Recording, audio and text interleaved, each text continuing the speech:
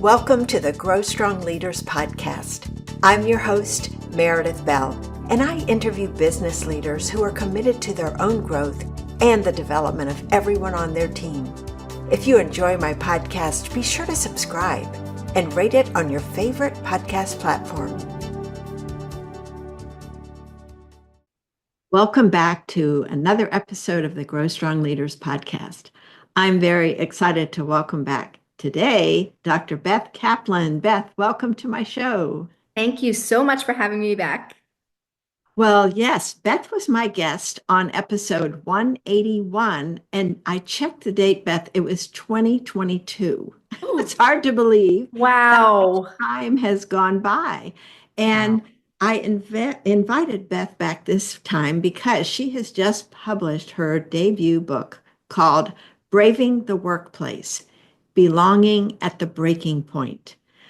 I had a chance to read a preview copy of it, and you are going to love our conversation around this book. It is phenomenal. Beth distills more than 2 decades of experience as a workplace executive and as a researcher on belonging and workplace trauma. Beth, I believe you are an extraordinary human being. Thank you. And I want to tell my audience why. She's a visionary thought leader, a researcher, and a keynote speaker who has redefined how we look at belonging and how to be our best selves. She works with companies to enhance employee engagement and retention while significantly lowering turnover costs. Beth is currently pioneering a groundbreaking belonging tool with the University of Pennsylvania designed to measure belonging and predict the propensity to thrive. Beth, I want to start by asking you what inspired you to write this book, Braving the Workplace, and who did you write it for? Well, again, thank you so much for having me back.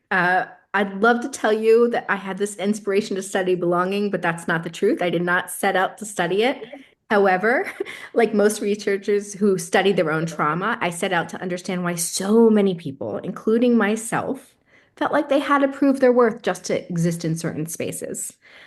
So that being said, the more and more I got into talking about belonging, no one had the same definition of it, not one person. And at the same time, none of them fit what I was thinking, not one. So instead of taking that for face value, I decided to go about it myself and define it. So I think about belonging as the innate desire to be part of something larger than ourselves without sacrificing who we are. That's a great definition. And how did you settle on that? I settled on it actually as an homage to Brene Brown, who wrote a book called Braving the Wilderness. In fact, Braving the Workplace is a little bit of a continuation of that. And when Dr. Brown said that belonging was the innate desire to be part of something, I could not get it out of my head that it was missing something. I couldn't. And I kept thinking to myself, where were we all going wrong? And so in order to do that, I turned inward first.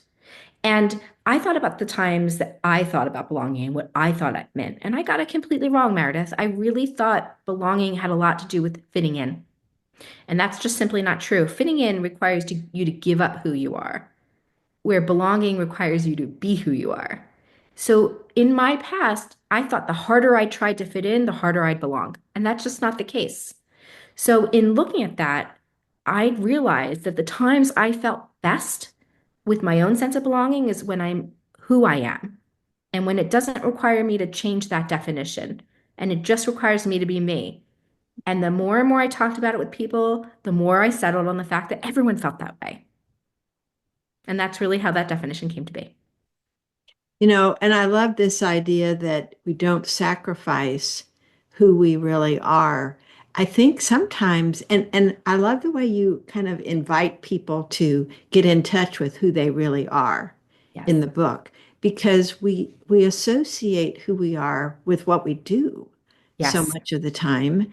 And then when we are having to adapt that behavior to whatever the workplace is requiring, that can really take a toll on us. And I think your gift with this book to the world is an invitation for us to consider, what am I sacrificing about myself? What price am I paying Yes, to belong? And I love the focus on it being that it's a decision that's made within you, whether you feel you belong in a given situation or in a given location, like your workplace. It's not determined by the employer.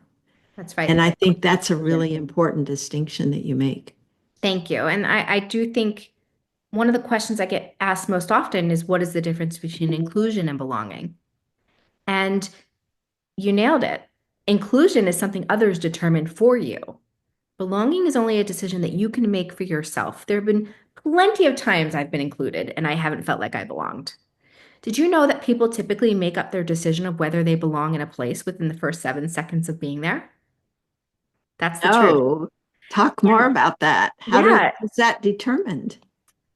I look at it like a game of ping pong personally. I'm very visual, where you've got your context and your situation, and you're evaluating whether or not it's pinging back and forth with your value system. Is it's indexing. Okay, I have a high form of integrity. Does this place live up to that? I value inclusion. Is this place making me feel welcome? I know that it's my decision. Is that something that someone's granting me, or am I making it? So there's a lot of things that we do, but neurologically speaking, we know. And most people will tell you they absolutely know they shouldn't have been in a place they were. And there's a moment in time where that place between your stimulus and your response happens. And that's the place where you make that decision. Yes. As I was listening to you describe that, I kind of had this visceral reaction, thinking back to times when I had that sense Yeah. that, oh man, this is not good. But, I think too often we work hard to fit in, to Yes. feel like we belong, and think it's an external thing rather than an internal Yes. aspect. In other words, we lack that awareness Mhm. of what belonging really is. And so we're seeking it through, I guess, wanting acceptance from others. Acceptance. That's exactly what I was thinking. Acceptance. And we very much tie our sense of mattering to that. Like they want me here, so I must matter a lot. When in reality, that's a back and forth decision. You have the power to walk away. In fact, that's typically where regret sets in when you know that you don't belong somewhere and you stay anyway. Whether that's in the workplace, whether that's in your neighborhood, whether that's in the playground, it's anywhere. So it's not just work specific, it's just easier to think about work because that's where we spend the majority of our time these days. I want you to talk about the connection you make because it's in your title and subtitle, bravery and then belonging. What's the relationship between those two? It's a great question. So bravery to me is the action you take against courage. And bravery means that you are true to yourself in a world that tells you to be something every different every day. That's how you really brave the workplace. You are yourself in a world that tells you to be something different every day. So initially, I'm going to be real with you. I had a really big struggle with the word bravery. A lot of times in my life, I've been called brave, and it made me feel so deeply uncomfortable. And that's not the way it should be. It should be you thinking about how you call on your courage and how you execute against it.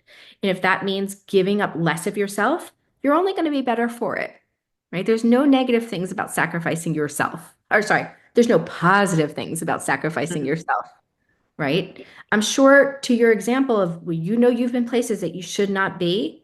When you leave those places, you probably felt really good about that decision. It's when you stay that you feel pretty bad. Hmm. Yeah, we pay a price Yes, we with do. that. So connect the bravery, acting in bravery with the belonging part. So we are all born to stand out, but fitting in is like the least brave thing we do. And so bravery is standing alone in your own sense of self. That's how I see it. I see the highest form of belonging is when you belong to self. And then that innate desire to be part of something larger, you can't do that without your own bravery. and your own ability to matter to yourself first, because you can't belong to something greater until you belong to you first. And that sometimes sounds much easier said than done. There could be people listening out there saying, well, duh, if I could just belong to myself, I would do it. It's an active approach. It's something that needs consistency. It's not a one and done. Although some people can quit cold turkey. I actively do not try to fit in places. But that's because my value system does not matter if I'm understood or right. I don't care about those things. I only care about making sure that I am doing the right thing and that I'm making people's lives around me better as well as my own. It was not an easy journey for you, though. No, Reading it was about your not. own personal story there, Yeah. um, I would love for you to share whatever you're comfortable sharing about how you got to the point that you are today with what you just stated. Well, so I love that, Meredith, because here's the thing. I was promptly placed into the house of belonging, and it's a messy, murky, ambiguous place. And so getting there is always messy, murky, and ambiguous. My story probably starts when I was really young. I grew up in a very dysfunctional household. There was elements of abuse, and I always felt that I stood out, and I didn't like it. I did not know how to regulate my emotions, and I did not know how to essentially be okay standing up for myself and standing in my own space. So you can imagine I was that kid that wanted to love everyone as hard as I could because I thought they'd love me back harder. And that's not the way the world works. So as I grew up as a teenager, as a young adult, I actively created communities. That's what people would tell you about me, is I was always bringing people together and I was always trying to build this group, if you will, just no matter where I was. So I entered the working world. I got married. I had kids, and unfortunately, my oldest son was diagnosed with cancer. And my world completely shifted into a place where I had to sit alone with my emotions a lot of the time. And once you do that, obviously having a sick child, not knowing what will happen with that sick child, loving them very hard, and not being able to control it, it really broke down walls for me that I didn't really know were up.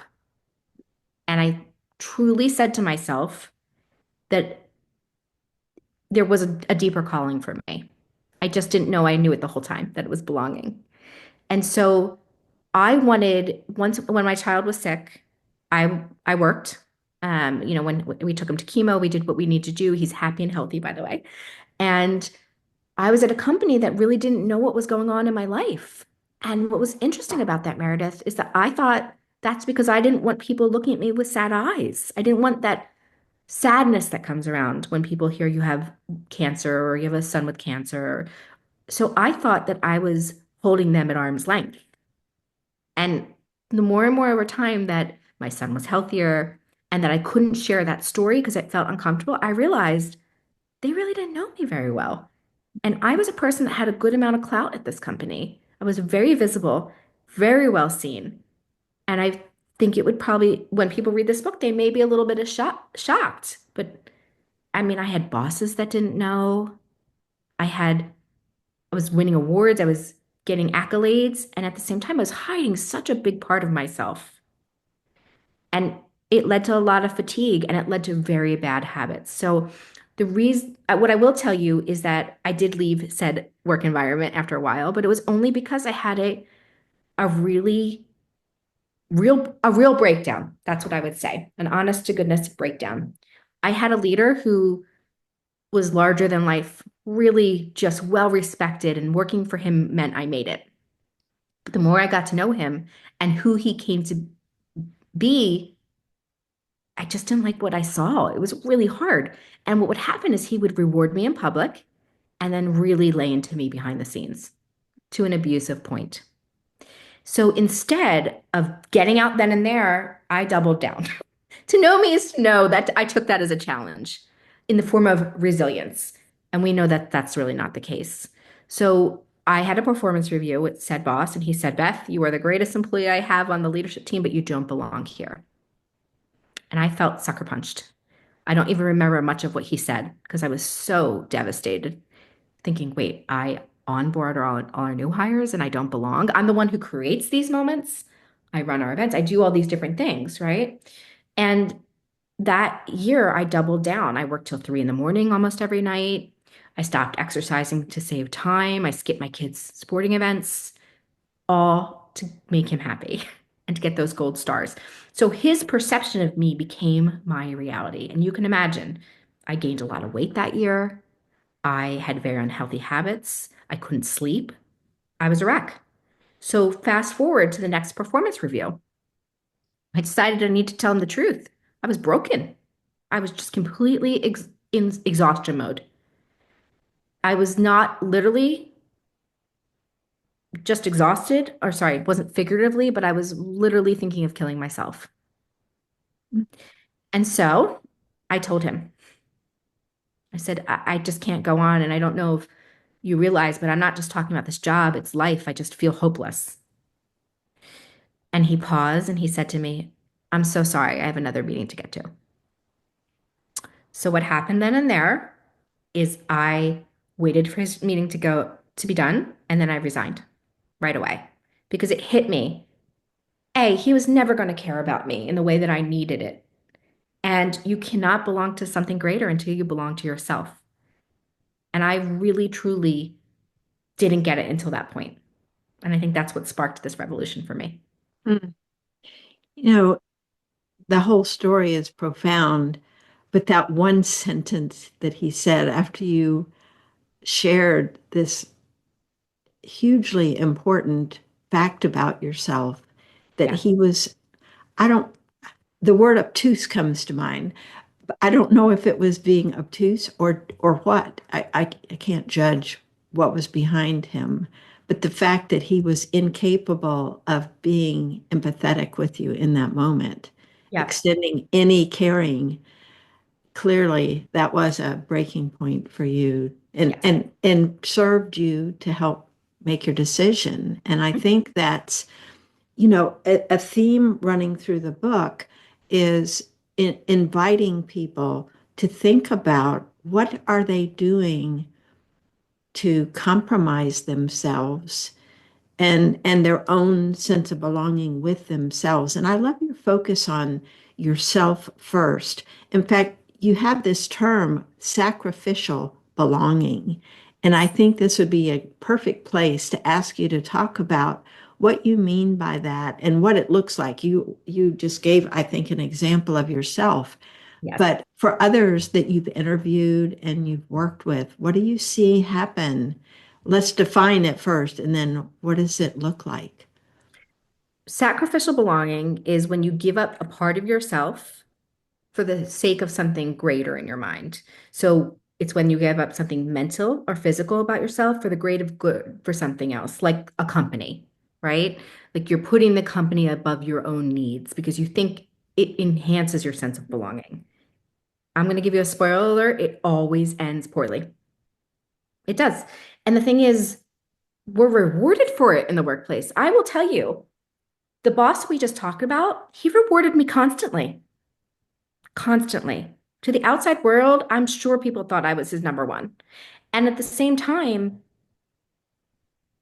look, you would never believe that coming out of my mouth after reading this. Like, you would not believe it was the same person because I constantly sacrificed, in my opinion, for the greater good of the company and the greater good of him and making him look good and doing my best. So I was rewarded constantly. And in my opinion, that meant that I was doing it right, but I wasn't. I was doing it completely wrong. And I'm sure that people did notice that as well, but no one was going to speak up at all. No one's going to say, hey, Meredith, please stop doing all the great work you're doing because you look like you're burning out. Great. So, what do you see as some other trends with people in companies? What does that look like? Sacrificial belonging. I know your example. What are some other ones that so that our listeners will either recognize it in themselves or Right. as leaders, maybe start picking up signals from the people on their team so they can work proactively with them on this topic. I think one of the best examples is when you skip life events. The amount of people that I hear stories from telling me, I was supposed to go on vacation, but I had so much work to do. I couldn't do it. when in reality, we know that vacation is the best thing you could do because then you come back stronger. Vacations are a good one. Any downtime for yourself is another one when you sacrifice that. When you sacrifice any part of your life for the company in a way that's not noble. So I think we can all agree there are some noble sacrifices people make in the world. Hands down. There are absolutely, I don't want to take away from certain occupations that do that. However, skipping your vacation to meet a company deadline is not one of them. That's a great example. Mhm. Yeah, and some of these things, because we get in a culture Mhm. that we perceive and may in reality be putting pressure on people to put in that extra time to give up that vacation and tout that as a good thing, it's sending a clear message Yeah. to the workers, to the leaders about what's expected. Yeah. But then the price they pay is Yes. that loss of, again, belonging to with themselves and even with the organization. It's immeasurable. I mean, it really is. There's, I think one of the biggest issues that the workplace has is they entice people to give up parts of themselves, right? Besides the fact that they reward it, they do things like call you a family. You have to sacrifice for the family. You can't fire family. I've tried. Trust me, it doesn't work. And the reality is that it does not make you feel good. It does not end well, although you think that that is happening, right? There's that concept of shipmate, self. But that still means you're at the bottom of the importance of your own life. And that can't be the way you live happily. It can't be. Mm. I thought that was really interesting, your focus in that one chapter on companies that use that term family and Yes. how that really has a detrimental effect on people. And I think that it emphasizes to me the importance of the language that we use, Yes. the words that we choose, and what the potential impact is on others. Yeah. And as I think about impact, one of my other favorite things in your book was the chapter when you were talking about the role of the person's boss, the Mm. manager, because that was the number one. Mm. Uh, and so I want you to talk a little bit more about why is that the number one influencer and what can managers do to foster that sense of inclusion and belonging both? So do you remember, I'm going to date myself, it was like 15, 20 years ago at this point, where that article came out and it said, people don't leave companies, they leave their managers. Do you know there was very little research behind it? I didn't. I believed it right away, sight unseen. Like to me, it resonated immediately. And what my work did is it put the meat behind that. The number one influence on our sense of belonging in the workplace is our manager. Now, Meredith, on top of that, just to dig a level deeper, there's one thing that people want most from their leaders. And you already read the book, so you know, but it's care. Yes. Care. So, care has a very large spectrum. I would love anyone out there in the research world to do more research on care. Care has a connotation of kindness, but I'm here to tell you kindness is only one part of care. Candor is care, being open, honest is care, advocacy is care. So, employees want them to be cared about, they want to understand they matter. And in order to do that, leaders need to meet employees where they're at. And that could be very simple. To your point, you made a great point that we don't all have the language for that. Hopefully, the book gives you more of a language. But if you're a leader listening out there, because Meredith has some amazing leaders that tune in, no one's going to come to you and say, I need to talk to you because I'm not sure about the fact that I belong at the company. It's very rare. If that's the conversation you're having, it may be too late at that point. They may have already made their decision to leave. So don't wait for the exit interview. Maybe do a stay interview. And what I mean by that is maybe what you do is you start to dig in just a little deeper as to who they are as a person. Meredith, I notice when we work together, there are certain things that I like to do and you grasp on so well and vice versa. But I want to know so that moving forward, we're even smoother. What did you like about the last three leaders that you had? And what didn't you like? right? How do you like to be communicated with, right? So for me, for example, please don't call me after 5 o'clock because that's the time I spend with my family. At the same time, as a leader, then I have to set those boundaries. My running joke is that people respect my boundaries. It's only you that typically breaks your own because boundaries are set for you and they're not to control other people. And that's the mistake people make with boundaries. Other ways that leaders can meet employees where they're at is just to understand them differently. What's important to you, right? So, for example, I have an employee that I work with that loves to run, loves, loves, loves it. And while I can't incorporate running into the job, especially because I'm the worst runner you've ever met, I can incorporate more wellness into what my teams do. So we have, we call them water and walkouts where people need to you can do meetings, but you have to be outside the house, you have to be fresh air, you have to get exercise and all these different things.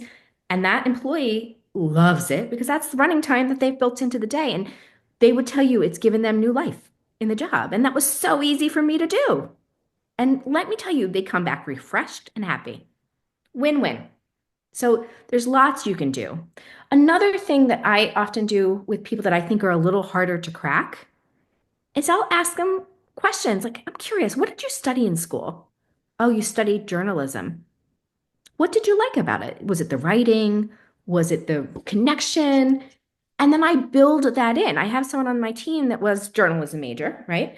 And their job is nothing to do with written communications, and that's something they miss. So guess what we added to the job? Win-win.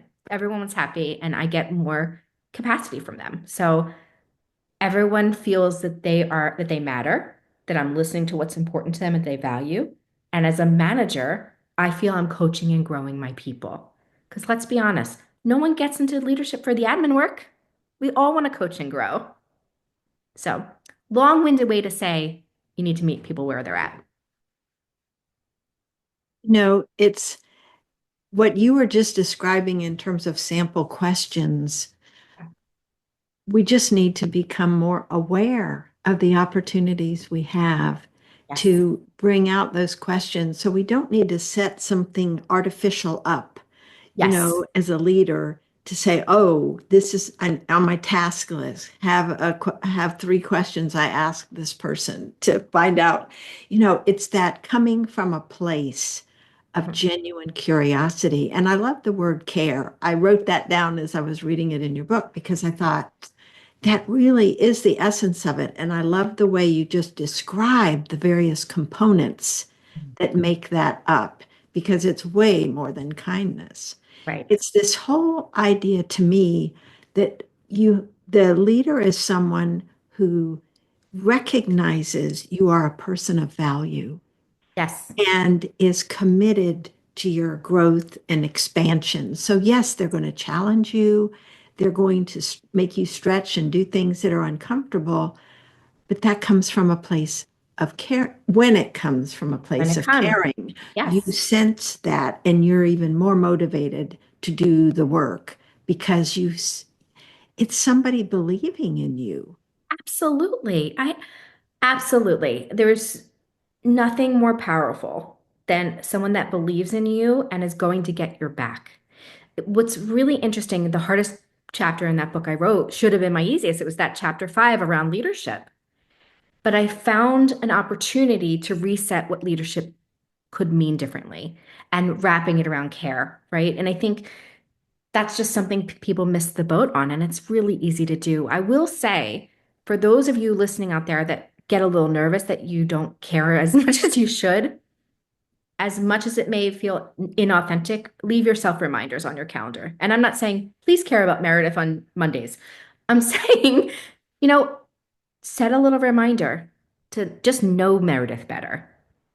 Okay. Because it feels really bad as a leader when you really don't feel like you're leading, when you only feel like you're leading to a productivity number. I mean, I will guarantee that most of your listeners want to feel like a good leader, a strong leader. And it's not just about the promotions and it's not about just the numbers. For those listening out there that also may be thinking, oh, it's not just about the emotions either. We're not saying caring is about mushy gushy emotions. We're not saying that at all. We're saying that we're protecting each other's mental health and making sure that we feel good about the jobs we're doing and the people that we are. And I think noticing is a word that just came into my head. Noticing when you do know your team members well, you will notice when one of them is off in some way and not themselves, and be able to initiate a conversation, at least open the door, whether they're ready to talk about whatever is bothering them Yes, or not. I think it sends a message of caring yes. when you not just notice, but observe and say something to the person. You don't seem like yourself today. Is there anything you'd like to share, or would you like to talk about it? To invite them That's right. You're to speak just like up. that's so perfect the way you just said it. You're inviting them to share with you. And we all have bad days. That's what you have a team for. If you are running a team of people and you can't give someone relief, then your team is failing. You have to be able to get each other's backs. And as a leader, sometimes that means you jumping in to help. Now, that being said, don't micromanage, don't jump in all the time. But I can't help it. I have to give that disclaimer. But that caring can manifest in different ways. One of the biggest criticisms I get is people think it's going to be hokey or overly emotional. Well, if that's the case, then swipe all the emotions of it out and look at your bottom line numbers. The firm reality is that we as a country spend between 450 billion to 550 billion dollars in trying to fix our productivity and performance issues. It's killing a fly with a hammer because care is something we're all capable of doing. I want to kind of flip the coin now Yeah. to another side, which is the toxic environment, Mhm. where it just sent chills up my spine in a couple of different places when I read some of these stories of Right. real people and what they've endured and the long-term impact Yeah. that that toxic environment had on them. And it made me think about, abusive domestic relationships where the spouse just feels they can't leave because they're so embedded in it. I would love for you to share, for people that wonder, is this a toxic environment or not? What are some of the things to look for or notice that would be signals for them to pay attention to for their own self-care, to be aware that where I'm working isn't a good, safe place for me? So the bottom line on that is if it's eroding your mental or your physical health, it's not a safe place for you to be. If you start to notice things like your working memory, which is what is able to index and respond and converse, breaking down, which is something all of us have experienced at one point or another, but you do nothing about it, it's going to get worse. So you need to take stock in that. If you are going through inordinate amount of belonging uncertainty, which by the way, I think is the hidden killer in any work environment, that's something to take notice of. If you're constantly on pins and needles, I think it's chapter 6 or 7 where we talk about all the disorders that are related to it. If you notice your house self feeling those ways, what you also want to do is start looking at your pros and cons. I'm practical, you know this about me. Um, are the cons outweighing the pros? So for me, and I think this is a maturity thing, I've looked at the workplace differently. You cannot be loyal to something that can't be loyal back.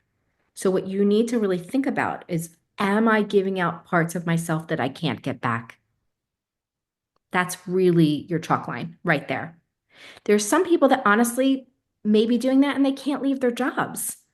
If that's the case, you need to start making it more palatable to you as you plan your exit strategy. So here's the thing, everyone out there, I'm not saying quit your jobs because we know that toxicity follows you if you don't approach the trauma that you're facing. You will carry it from job to job until you look at it in the eyes and you kick its butt a little bit. And firsthand, I'm the one who will tell you you can carry PTSD from your job something like 5 to 10 to 15 years. It doesn't just disappear when you quit. I'm so sorry. I don't mean to break anyone's heart, but that's the truth. The leader that I was just talking about, it's been a really long time, and clearly those emotions are still fresh for me. So it's about remembering that trauma is trauma. A lot of people feel that there's a lot of shame when it comes to workplace trauma. Like, it's only a job. Why do I care this much? There's a lot of reasons why you care that much. This era and day that we're in, we care because we spend more time in the workplace than we've ever spent before. Where we used to get our sense of belonging from family and religion and community, that's shifted quite a bit. I think we all agree on that. People used to live in their neighborhoods 40, 50, 60 years, and now we move 9 to 10 times in our lifetimes.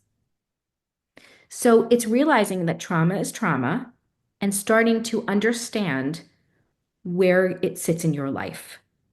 Another sign that I give to people is if you constantly are talking about workplace, out of workplace situations, you're probably going through trauma, right?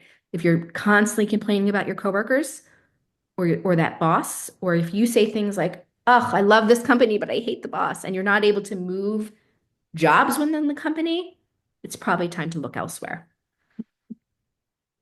Yeah, I think an underlying thread there is paying attention to what your body and mind are telling you. Oh, Because I yeah. think, again, it goes back to what we started with this, no, this taking care of yourself and Yes. belonging with yourself first.